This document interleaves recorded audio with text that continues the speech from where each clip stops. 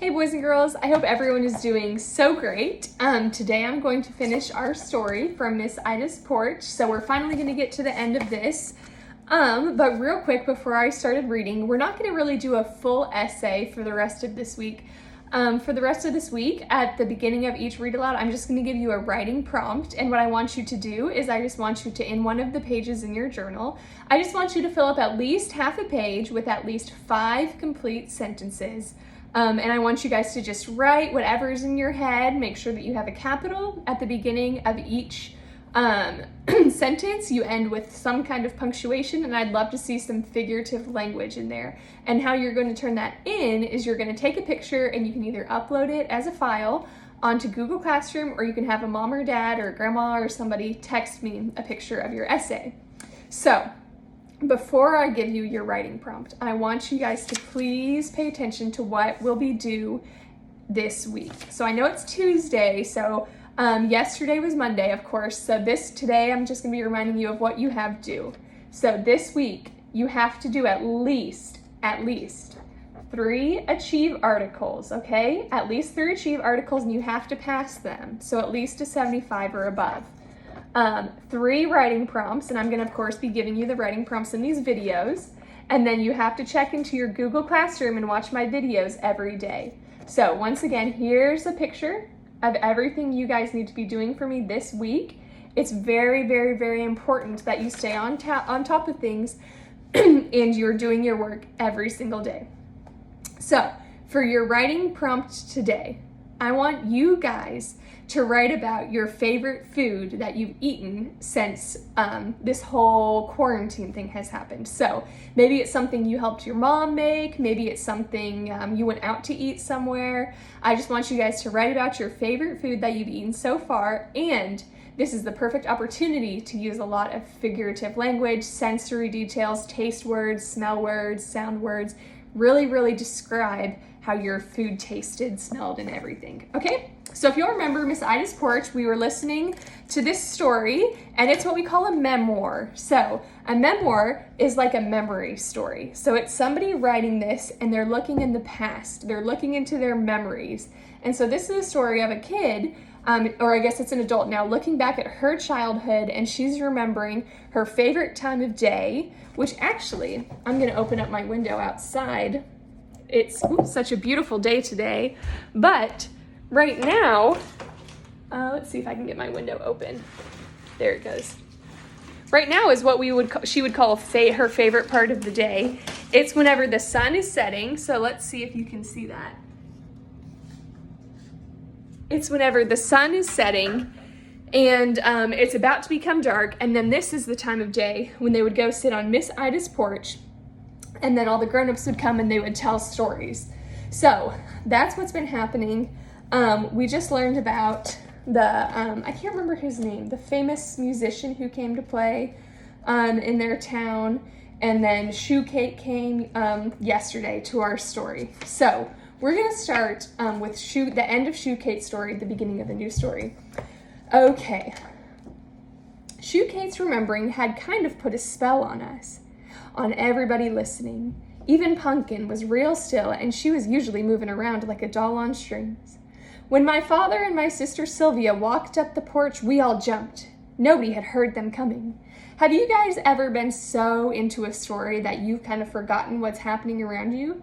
It's pretty cool to have someone be telling a story and you be so focused on the story you lose track of everything around you. It's a sign that you have a really good storyteller. Goodness, you gave me all a fright. Miss Ida got up. Hi, Sylvia. Take a seat here, JS, she said to Daddy. I'll get more chairs from the house. No need, Ida, Daddy said. A few folks are going to be leaving very soon, and there'll be plenty of room. Daddy looked over at me and Frida. I knew that the very best time was about to be over for us. Stop right there. You're going to have to make an inference for me. She said, I knew the very best time was about to be over for us. Well, I just talked about what the best time was. You guys remember what the best time was, or her favorite time? Why do you think she knew the best time was about to be over? Use your context. Who just walked onto the porch? Okay. Why do you think the best time is about to be over? Hey, JS, what you been up to? Daddy asked Mr. Fisher. Daddy and Mr. Fisher shaking hands. I just been walking down to the corner to make sure Sylvia and her friends knew it's time to come home. So there's our answer. The best time of night is about to be over because it's time to go home. Sylvia don't know nothing when Pee-wee's around. I just had to say that. My sister thinks she's something special because bony old Pee-wee said she was cute. Shut up, Sylvia wanted to hit me. I just knew it. Don't speak that way to your sister, Daddy said to Sylvia, and you, Missy, he said, pointing to me. If you want to get yourself an extra few minutes here, I think you'd better have kinder thoughts for Sylvia. There's been some wonderful thoughts on this porch tonight, folks. Let's keep the good words going. Miss Ida always makes things okay. J.S., she said, you missed a wonderful story. Shoe Kate was telling us about the time she saw Marian Anderson. Oh, yeah, Daddy said like he was remembering something. You told me about that, Shoe Kate. I wish I had been here to hear the whole story. Tell him the story, Shoe Kate. We'd love to hear it again. Right, Frida? I wanted so much to make the best time last. Good try, baby, but it won't work tonight. Daddy hardly ever let my tricks work on him. I have another chapter for that story, however. Want to hear it? While he was talking, Daddy winked at Shoe Kate. I thought he was fooling. Miss Ida sat up in her seat like she felt the same at me, wanting the evening to go on. Come on, J.S., sit down and take your turn this evening. Miss Ida motioned for us to make room for Daddy. Then my Daddy started to do his remembering. I had an uncle, Uncle Henry, who lived in Washington, Daddy began. He taught at Howard University there for many years. Uncle Henry was a big man, well over 6 feet tall. He had wide, full eyebrows that came together in a hairy V whenever he frowned. And Uncle Henry frowned easily, especially when one of us was messing up. His voice was like a drum, booming and deep. Ooh, his voice was like a drum. What kind of figurative language is that? His voice was like a drum, comparing two unlike things using the word like or as. And he could put the fear of God into you. Uncle Henry didn't play. Daddy chuckled. I dearly loved Uncle Henry, though. We all did. In fact, he was probably the favorite of everybody in the family. Whenever there was going to be a family gathering, we all wanted to be at Uncle Henry's. At Uncle Henry's, you knew that there would be lots to do, lots to eat, and best of all, lots and lots of Uncle Henry. Daddy has a deep voice, too, a good telling voice. Uncle Henry had worked hard to get where he wanted to be in life, and he was one of the lucky ones. He got there. Yep, Uncle Henry was a grand old guy, one of those people who you hope will go on forever. Daddy looked out into the darkness. I think he was seeing Uncle Henry in his mind, and I think I was too.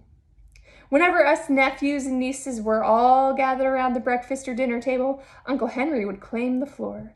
But we didn't mind at all. Uncle Henry was a magnificent storyteller, and though we didn't know it then, his stories were like fuel for our young minds. Uncle Henry firmly believed that the knowledge of our history, the history of Black folks, was the most important story that we could ever be told. I can just hear him now. You can know where you are going in this world only if you know where you've been. I want us to stop and think about that. You can know where you're going in this world only if you've known where you've been. What do you think that means? You have to know where you came from to know where you're going. I think what that means for me is that I have to know about my family and my history and my culture and my heritage, no matter what you are, in order to be able to move forward and carry that with you. So you don't maybe make the same mistakes that happened in the past, or so that you can grow and move forward. I want you guys to think about that for yourself. Mr. Fisher slapped his hand on his leg. Now that's a man after my own heart, he said. Shh, Fisher, let J.S. go on, Shoe Kate said. And Daddy did. Uncle Henry held us spellbound with his stories. He told us about the great civilizations of Africa that existed thousands of years ago. And tell us about that. T-Bone moved in real close to Daddy. That's a story for another time, Daddy said. I'll be sure to tell you, but I'd better get on with this one now. One of Uncle Henry's stories described how he had been there on Easter Sunday at the Lincoln Memorial. But that same story had another part, a part that told something that happened before that famous Sunday. You see, another important event that had taken place at that same spot 17 years earlier, the dedication of the Lincoln Memorial, Uncle Henry had been there too. Wow, said T-Bone and Pumpkin together. I knew I knew how they felt.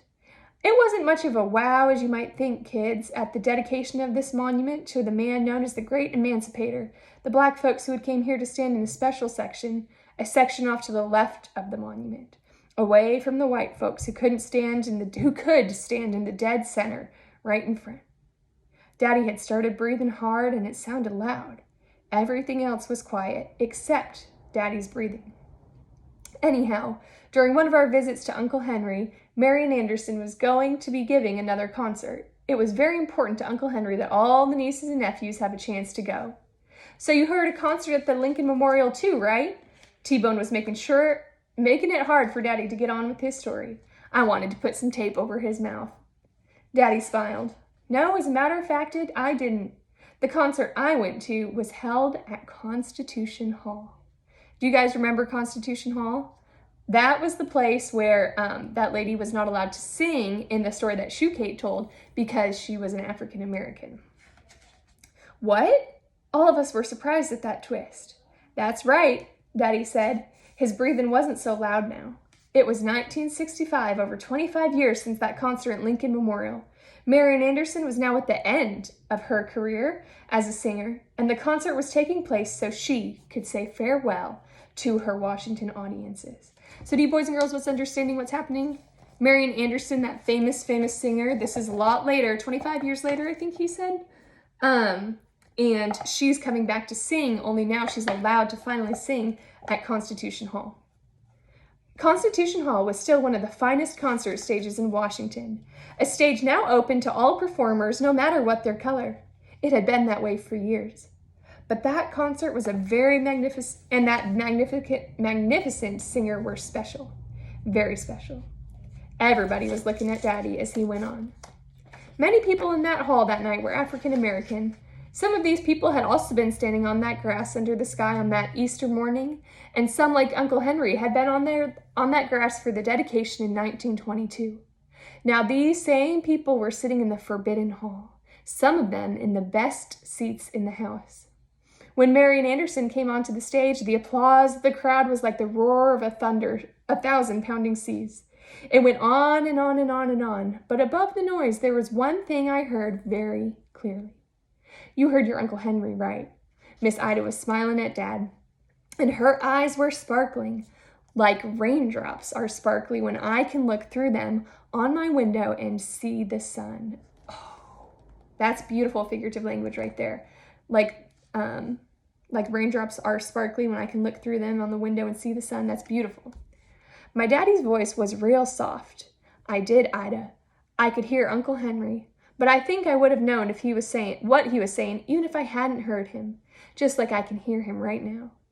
You can know where you are going in this world only if you know where you've been. In the quiet, after Daddy stopped talking, I looked out into the velvet black sky. I tried to imagine the sound of 1,000 pounding seas.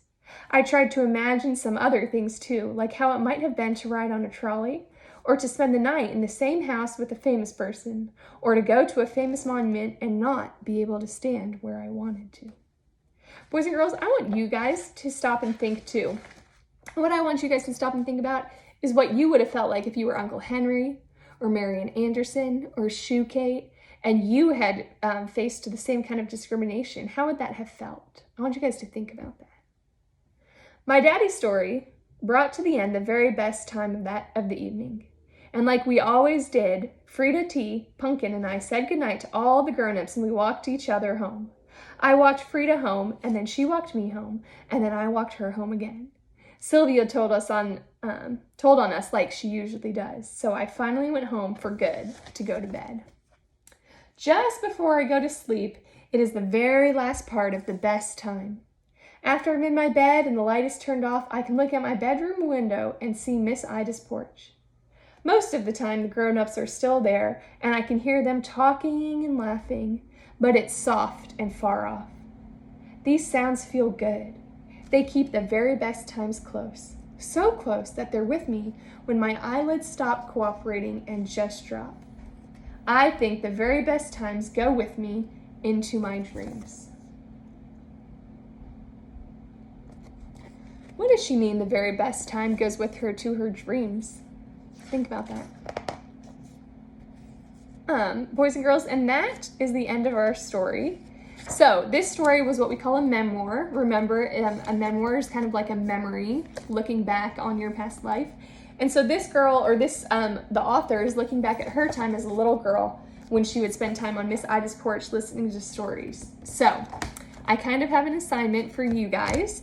What I want you guys to do is during this time when we're not in school and your moms and dads or grandmas or aunts and uncles might be home a little bit more, I want you guys to go, you don't necessarily have to go outside, but during the best time, meaning kind of near the night or something, I want you just to ask your mom or your dad or your grandma or whoever you're living with a story from their past. And then later this week, we're going to write about it.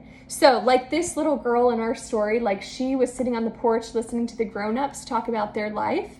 I want you to find a grown-up in your life, any grown-up at all, and I want you guys to ask them a story from their past. And I want you to listen to it, and I want you to be respectful, and then we're going to write about what we heard from our grown-ups, okay? So kind of like a memoir, right? I want you guys to listen to your grown-up talk about something from their past, maybe one of their favorite memories or favorite vacations, or how they came to Waco. You know, some of you guys aren't from Waco. Ask your parents how they got to Waco. And then I want us to write about it later this week. So you're going to put a few comments below, answer the questions, and then put a few comments below. Your writing prompt for today, I said at the beginning, and then here's your assignments for me for the week. So I hope you guys have a great day. I miss you guys so much, and I hope you guys are doing your work, staying up to date, and just know that Miss Becky